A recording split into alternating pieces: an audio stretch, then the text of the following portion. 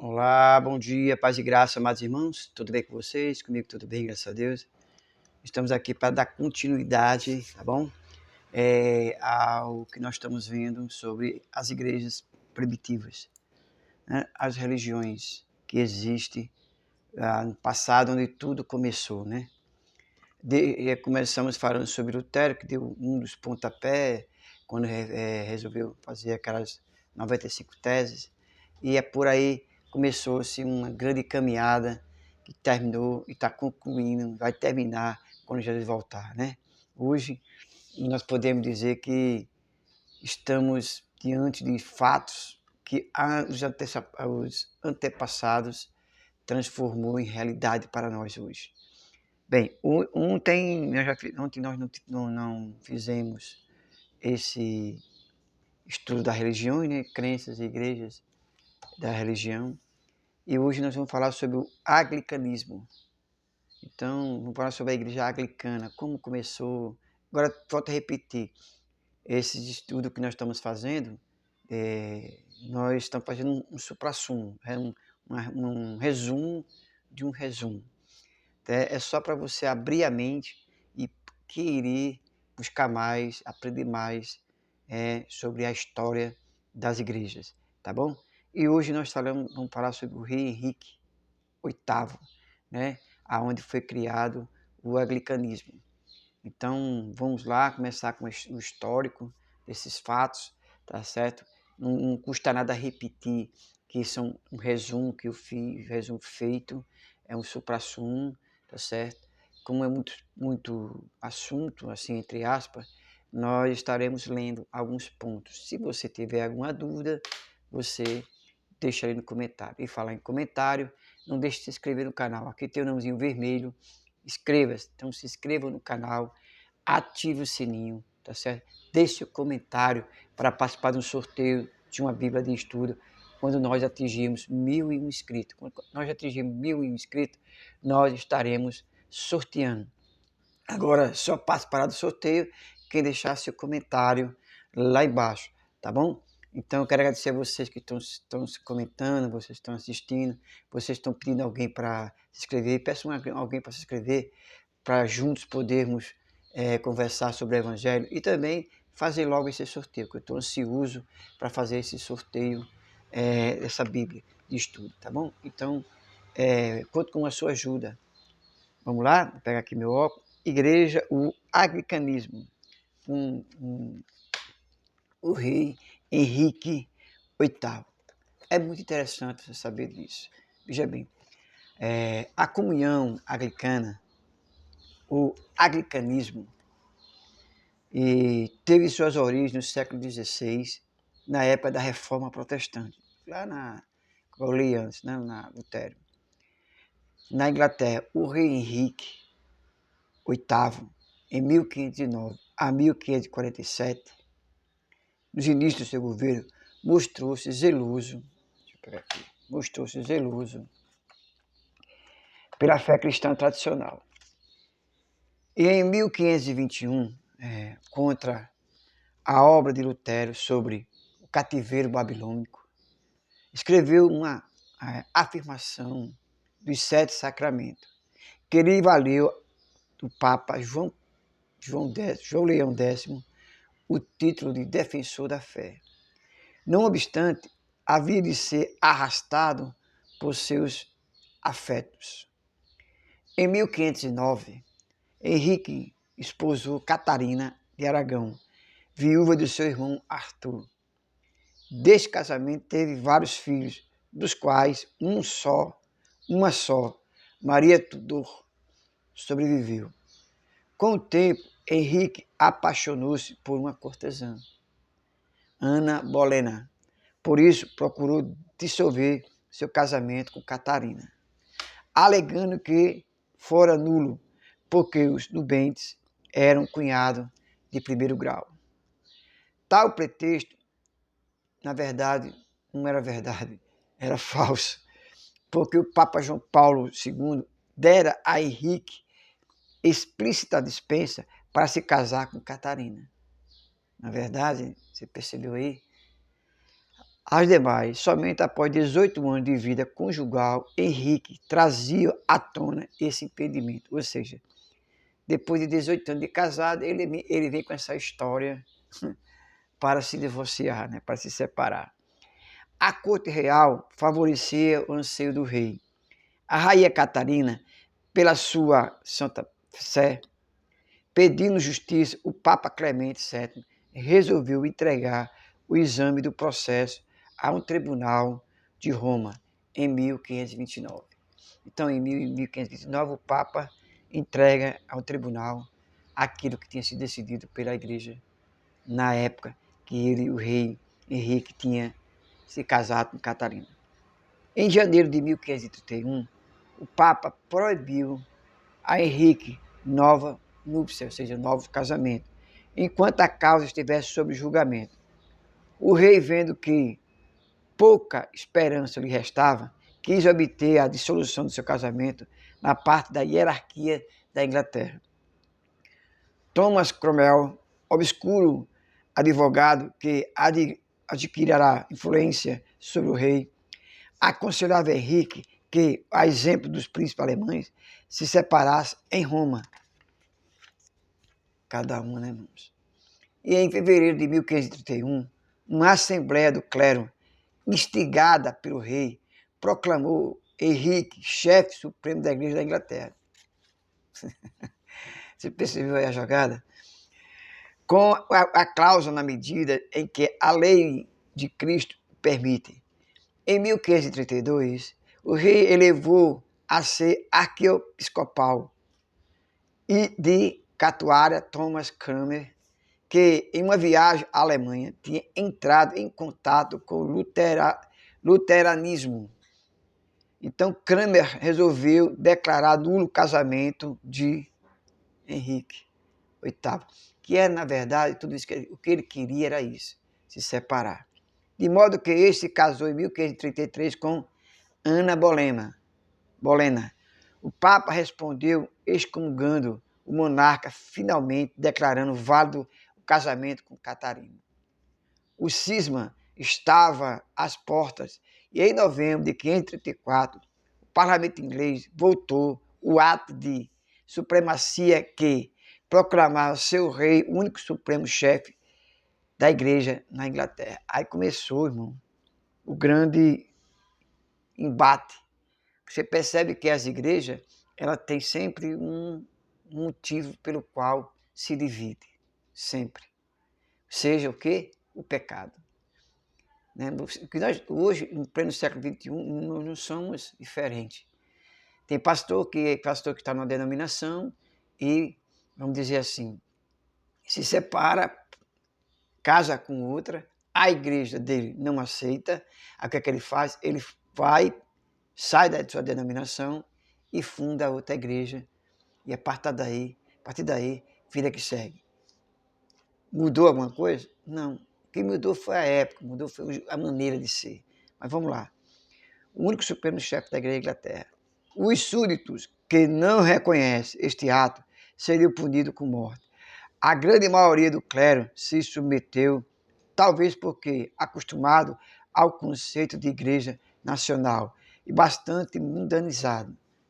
É isso que eu falei. Até aquela época, as pessoas eram mortas por não aceitar. E hoje as pessoas são taxadas como pessoas que são querer ser puritano demais, querer ser certinho demais, querer ser santo, querer ser mais santo que os outros. Eles hoje querem matar a nossa fé. Resistiram, porém, até a morte vários leigos e clérigos, dos quais se destacaram o leigo Thomas More e o bispo John Fisher. Muitos mosteiros foram fechados, relíquias de imagens foram destruídas.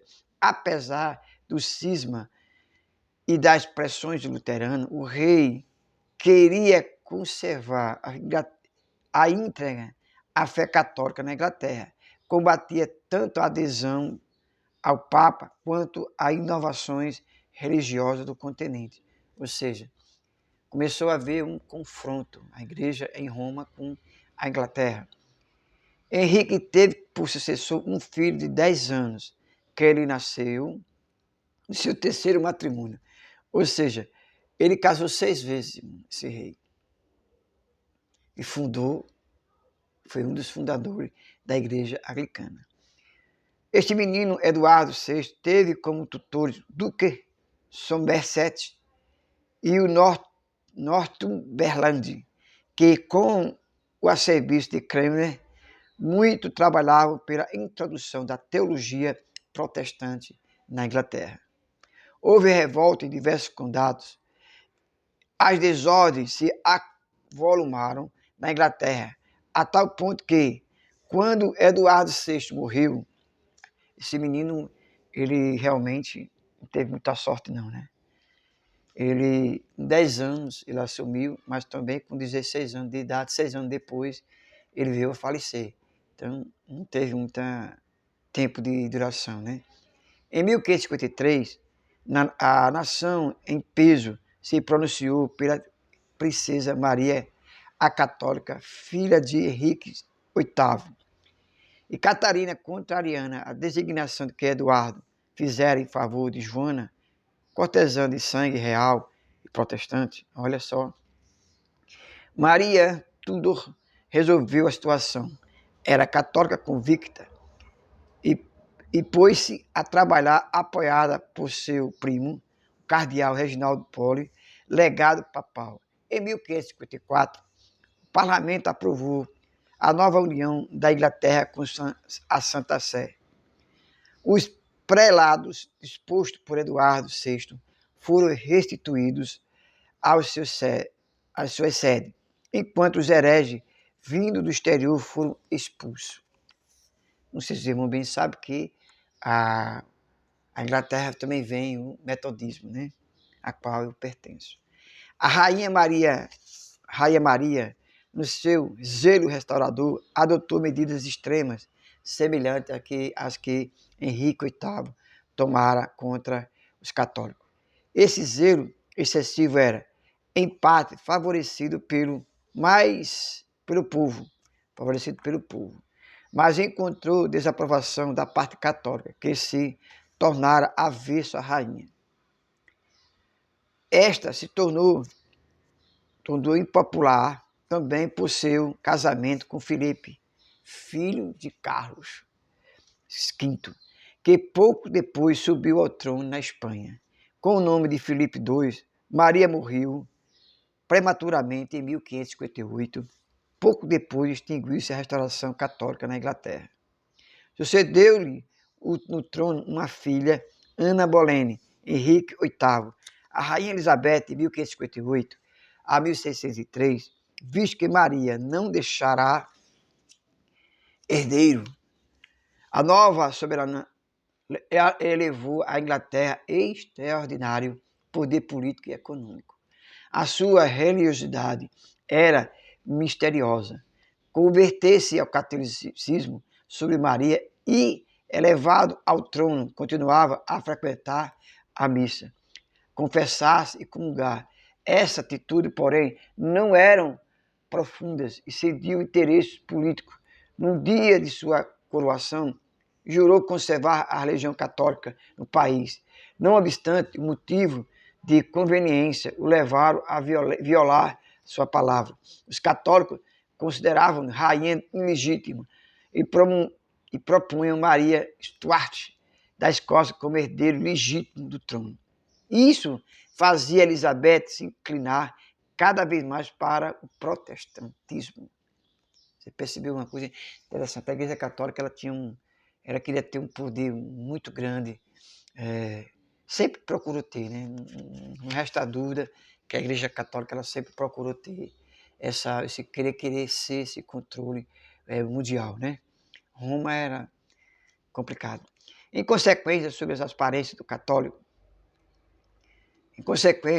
sobre a aparência de católicas, foi tomando medidas anticatólicas, antipapais, libertou os teólogos presos na Inglaterra e chamou de volta aos pregadores de novidade, outrora expulsos.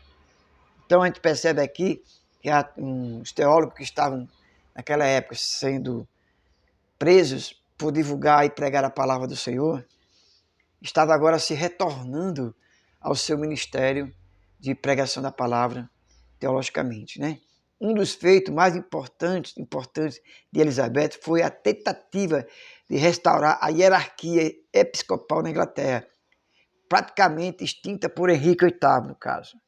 Eduardo VI, para tanto, foi escolhido como arcebispo de Cantuária, um antigo capelão da rainha. Mateus Parker, que recebeu a ordenação episcopal em 17 de dezembro de 1559, às 5 horas da manhã, na capela de Lambert, segundo um ritual novo, chamado de Ordinal, confessionado sobre o rei Eduardo VI. O sagrante foi um bispo deposto que se prostou a tal ofício. William Barham, ex-titular da diocese de Bath, ordenado ainda sobre Henrique VIII, validamente. Mateus Parker, uma vez ordenado bispo, ordenou outros bispos, constituindo assim a hierarquia na Inglaterra. Veja bem que a Inglaterra também foi um berço muito forte do Evangelho. Mas vamos lá. Após longo estudo, os peritos que investigaram de perto os fatos, o Papa Leão VIII, em 1896, declarou inválida as ordenações anglicanas, baseando em dois motivos. Você vê que havia um conflito muito grande entre a Igreja Católica e agora a Igreja Anglicana dentro do contexto da realeza, né? Primeiro ponto que eles se basearam para descredenciar os bispos: insuficiência do rito. Ordenal de Eduardo VI excluía qualquer alusão à missa como sacrifício de Cristo perpetuado sob o altar pelo ministério sacerdotal, ou seja, pelo ministério dos sacerdotes. Falta de intenção devida, William Barham queria constituir uma hierarquia diversa daquela que Cristo fundou, desvinculado da Sé de Pedro. Vocês percebem como foi funcionando a Igreja Romana, que hoje ela é o que ela é? Preste atenção como é que foi constituído esse fato, né? Vamos lá. Por esse motivo, a Igreja Católica até hoje não reconhece a ordenação anglicana. Percebeu a briga feia, né? Embora o assunto possa ser reestudado na base de novos aspectos que os estudiosos têm trazido à tona em ampla da bibliografia, este ponto é decisivo para a restauração da comunhão entre a Santa Fé e a Cantuária. Na primeira metade do século XIX, registrou-se na Inglaterra o chamado movimento Oxford, chefiado por um teólogo anglicano, entre os quais John Neville, depois convertido ao catolicismo e feito cardeal. Esse estudioso puseram a pesquisar a literatura teológica dos primeiros séculos do cristianismo, ou os padres da igreja. Mediante em retorno fonte, verificaram que a Igreja Católica havia guardado puramente a mensagem de Cristo das primeiras gerações cristãs.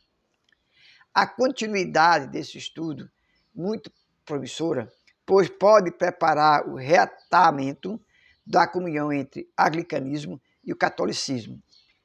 Você vê que o fato, começou a pesquisar alguns fatos históricos, a linha de pensamento, a linha dos dogmas, e até hoje eles não são unidos, até hoje, né? Ainda está em processo. O reatamento em nossos dias vem sendo dificultado pela ordenança de mulheres para o presbiterato. Ou seja, a igreja anglicana, ela começou a fazer algumas mudanças muito radicais, a qual a igreja católica não aceita, né, como consagração de mulheres. E algumas igrejas evangélicas também não. Até para o episcopado, bem como pela consagração episcopal de Jane Robinson, um homossexual que mantinha relação carnal, motivo pelo qual, em 2003, o diálogo oficial foi suspenso pelo Papa João Paulo II. O fato de O fato tem aberto distância crescente entre os anglicanos e os católicos, acompanhados pelo ortodoxo oriental, muito fiéis da tradição. Ou seja, é um fato que a igreja anglicana, hoje, ela tem essa liberdade. Você vê que é uma coisa meio, na minha visão, diabólica, que confronta a palavra do Senhor, totalmente. Mas vamos lá. No entanto, o Conselho de Pontífice para a Promoção da Unidade dos Cristãos destacou recentemente que aquilo católico e anglicano é maior do que os separa. Então, a gente percebe que não é de agora, tá certo? Que existe essa luta constante do homossexualismo dentro da igreja e o lesbianismo. Não é de agora. Não é de agora que existe esse embate, né?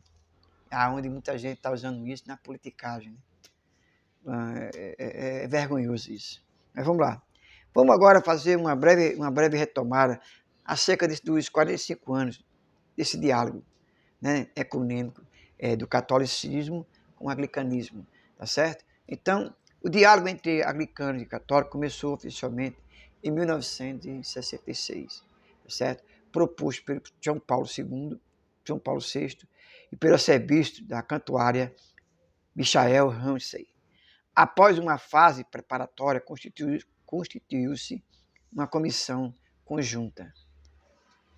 A primeira fase do diálogo durou de 1970 a 1981, dirigida pelo bispo anglicano Eriksen Henry Macdo e pelo católico Alan Clark. Nesta fase, falou-se sobre a doutrina eucarística, autoridade e ministério ordenado, chegando à declaração conjunta em Hudson. Segunda fase começou em 1983, durou até 2011. Liderado pelo arcebispo anglicano Mark Santer, Frank Criswell e Peter Carley, e pelo bispo católico Cormac Mook, Joseph Brunet. Em 2005, a comissão discutiu e produziu um documento interessantíssimo sobre a Nossa Senhora, chamada de Maria, graça e esperança em Cristo, superando muitos conflitos e discórdia acerca do papel de Maria na vida da missão da igreja. Os membros da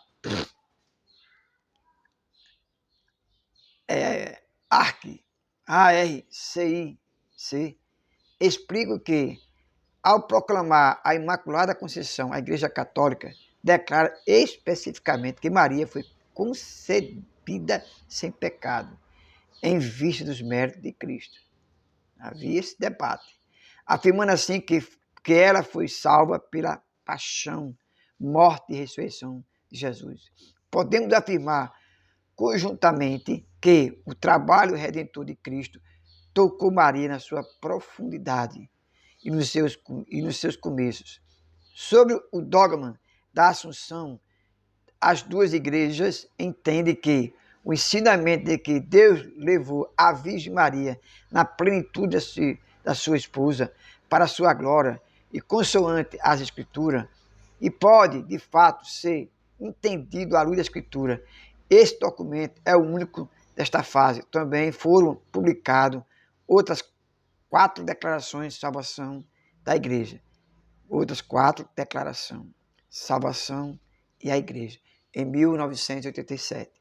A igreja como comunhão, em 1991. Isso aqui são os embates que houve, né, em relação à igreja anglicana e à igreja católica.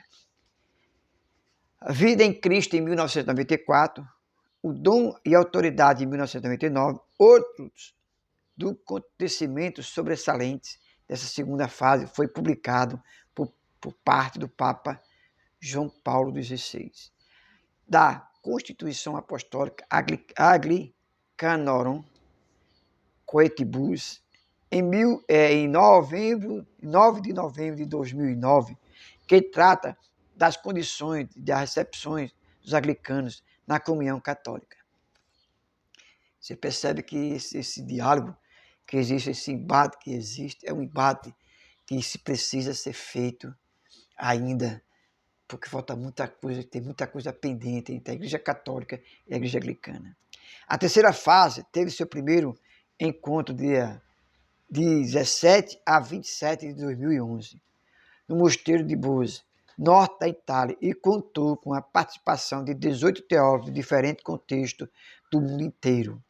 Em resposta ao programa definido pelo Papa Bento XVI e pelo serviço Rowan Williams na Declaração Comum de 2006, discussões foram focadas no seguinte ponto: interrelacionado à Igreja como comunhão local e universal, e como a Igreja local e universal pode vir a discernir a correta formação ética.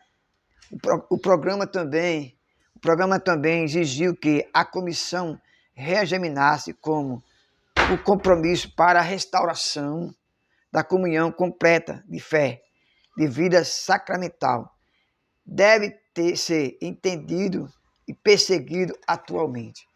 Então você percebe que a Igreja Anglicana, ela tem um elo muito forte, muito grande com a Igreja Católica. Você percebe que a disputa é muito forte entre eles, né? Principalmente a parte teológica, porque há um disparate muito grande entre a Igreja Anglicana, pelo pensamento da Igreja Anglicana, com a Igreja Católica. Há um abismo entre eles em relação a isso. Porque primeiro fala sobre o lesbianismo e consagração de mulheres para o ministério, né? Então, recentemente foi consagrado uma mulher que é lésbica para presbitério da Igreja Anglicana. Então você percebe que essa briga de homossexualismo e lesbianismo na igreja, ela não é um debate novo, não é algo novo. É algo que já vem de muitos anos mesmo. E tudo em relação ao catolicismo e ao anglicanismo. Agora você percebe que a igreja, você vai ver lá na frente, que a igreja na Inglaterra havia muito confronto, muito embate com os puritanos, com aquelas pessoas que combatiam esse tipo de religião. Então, você precisa continuar assistindo esses vídeos, porque nós vamos falar próximo vídeo sobre os congregacionalistas, né? Nós vamos falar sobre eles. Vai ser muito interessante falar sobre essa religião, tá certo? Então, não esquece, vem aqui, se inscreve no canal, ativa o sininho, comenta, compartilha, participe do sorteio de uma Bíblia quando você atingirmos a meta de 1.000 inscritos. Não esquece, se inscreva no canal, me ajuda a chegar a 1.001 inscritos. E eu conto com você. Até daqui a pouco.